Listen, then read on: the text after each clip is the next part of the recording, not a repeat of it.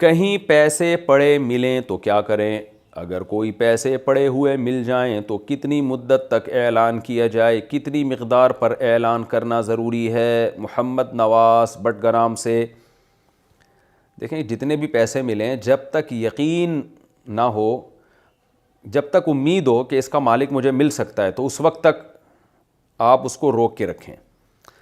دکان والا کہیں سے پیسے ملیں تو قریب میں کوئی دکان والا بیٹھا ہوتا ہے، اس کو جا کے بتا دیں بھائی کچھ پیسے ملے ہیں کسی صاحب کے ہوں تو بتانا مجھے۔ تو اس طرح سے اپنے طور پر آپ جتنی انکوائری کر سکتے ہیں کر لیں، اس پہ آپ کو بہت ثواب ملے گا۔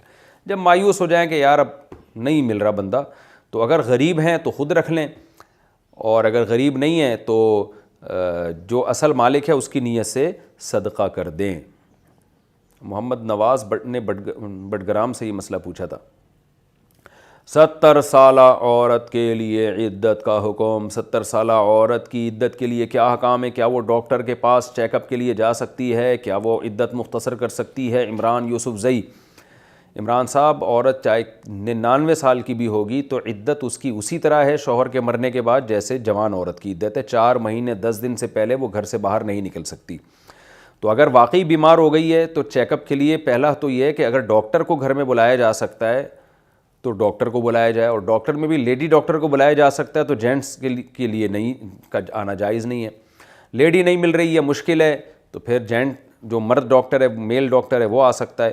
اور اگر ڈاکٹر کا آنا مشکل ہے، وہ نہیں آ رہا، یا وہ بہت زیادہ پیسے مانگ رہا ہے اس کے، تو پھر مجبوری میں وہ ڈاکٹر کے پاس چیک اپ کے لیے جا سکتی ہے۔ چیک اپ کراتے ہی فوراً گھر کی طرف پہنچے وہ۔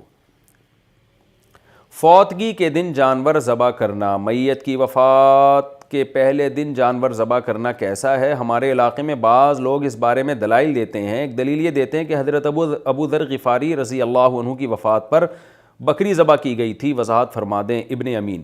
یہ بالکل بدعت عمل ہے، کسی صحابی، تابعین، ائمہ مجتہدین کسی نے بھی اس عمل کو سنت نہیں لکھا کہ جانور جب کسی کی جب انتقال ہو جائے تو جانور ذبح کریں۔ جانور ذبح کرنا بقرعید میں ہے یا کھانا کھانے کے لیے، جیسے خوشی کے موقع پہ۔ تو میت کا موقع کوئی خوشی کا موقع تو نہیں ہوتا کہ بکرے کاٹ کاٹ کے یا دمبے کاٹ کاٹ کے یا گائے کاٹ کے لوگوں کو کھلا رہے ہیں، بالکل بدعت عمل ہے۔ تو ہاں یہ ضرور ہے کہ میت کو دفنانے کے بعد جو لوگ گھر میں آئیں، جو دور دور سے مہمان آئے ہوئے ہیں، وہ بھوکے ہوتے ہیں، تو اڑوس پڑوس میں کوئی ان کے لیے کھانے کا انتظام کر دے تو اس کی گنجائش ہے۔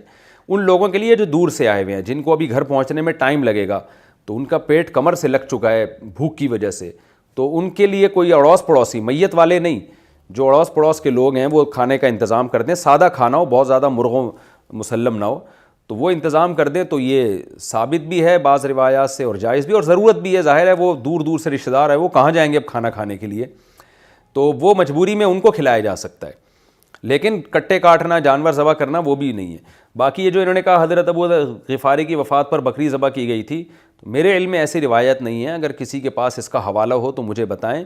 بالفرض اگر ایسا ہوا بھی تھا تو وہ اتفاق ہوگا، کیونکہ اگر یہ کوئی سنت عمل ہوتا تو پھر صحابہ کرتے، تابعین کرتے، اور آگے ائمہ مجتہدین نے اس کو سنت لکھا ہوتا، تو یہ ایک اتفاق ہوگا کہ اس وقت عین ممکن ہے اگر یہ روایت مان لیں۔ اول تو میرے علم میں ایسی کوئی روایت ہے نہیں، لیکن میں یہ دعویٰ نہیں کرتا کہ میرا علم اس کائنات کو محیط ہو چکا ہے، ہر چیز کا اللہ نے مجھے علم دیا ہے۔ ہو سکتا ہے میری نظر سے یہ روایت اوجھل ہو، تو میں نے تلاش کیا تو مجھے ملی نہیں ہے، سرسری تلاش سے۔ تو کسی صاحب علم کے پاس یہ روایت ہو تو اس کا حوالہ دے دیں۔ تو میں فرض کر رہا ہوں اگر یہ روایت بالفرض ہے، ایسی کوئی روایت ہے، تو یہ اتفاق پر مبنی ہے۔ اتفاق کا مطلب یہ ہے کہ ہو سکتا ہے اس وقت ابو ذر غفاری کے دور دور سے مہمان آئے ہوئے ہوں، کھلانے کے لیے کچھ ہو ہی نہیں ان کو، وہ بھوک سے نڈھال ہو رہے ہوں، تو کسی نے بکری ذبح کر کے کھلا دی، تو اتفاقی واقعہ ہو سکتا ہے، کوئی سنت نہیں ہے۔